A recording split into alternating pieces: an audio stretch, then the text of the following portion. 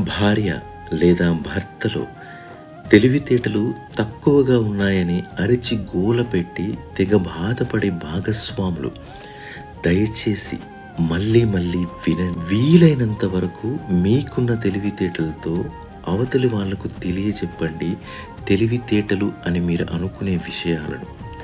కానీ ఆలోచిస్తే నిజానికి మీ చివరి దశలోనో అనారోగ్య స్థితిలోనో జీవితం అంతా తలకిందులైనప్పుడు ఒక మనిషికి కావాల్సింది తన భాగస్వామి నుండి ప్రేమ, ఆప్యాయత, అనురాగాలు, ఓపిక అన్నీ కలిపి ఒక్క మాటలో చెప్పాలంటే నిన్ను కంటికి రెప్పలా కాపాడుకునే అమ్మతనం.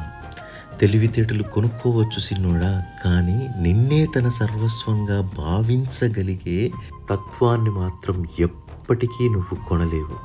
చల్లా శ్రీధర్ రెడ్డి.